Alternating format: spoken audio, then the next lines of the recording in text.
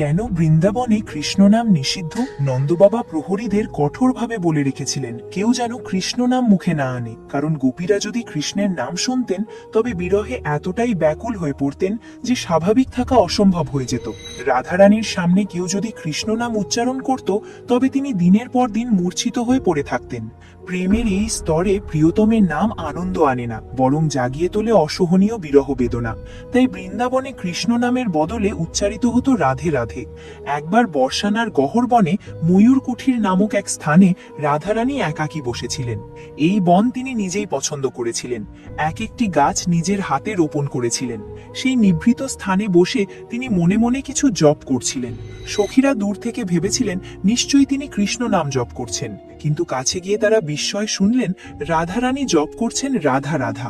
কেউ কিছু বলার সাহস পেল না। অবশেষে সখীরা অবাক হয়ে ললিতা সখীকে অনুরোধ করলেন কারণটি জানতে। ললিতা সখী তখন রাধারানীকে জিজ্ঞেস করলেন, প্রেমী তো সবাই প্রিয়তমের নাম জপ করে, আপনি নিজের নাম কেন জপ করছেন? রাধারানী মৃদু হেসে উত্তর দিলেন, আমি জানি এই ময়ূর কুঠিরে ময়ূরদের ভিড়ের মধ্যেই আমার শ্যামসুন্দর ময়ূর বেশে লুকিয়ে আছেন। তিনি এখানে এসেছেন শুধু আমার মুখে তার প্রিয় নাম রাধা শোনার জন্য। আমি যদি কৃষ্ণ বলি তবে আমি সুখ পাবো, কিন্তু আমি যদি রাধা বলি তবে আমার প্রিয়তম সুখ পাবেন, আর প্রিয়তমের সুখেই আমার আসল সুখ।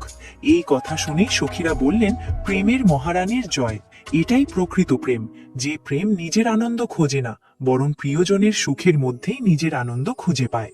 রাধারানীর এই নিঃস্বার্থ ত্যাগ আর গভীর প্রেমই তাকে করেছে প্রেমের মহারানী। আপনি যদি রাধারানীর ভক্ত হন তাহলে ভিডিওটি লাইক ও চ্যানেলটি সাবস্ক্রাইব করুন, আর কমেন্টে লিখুন রাধে রাধে।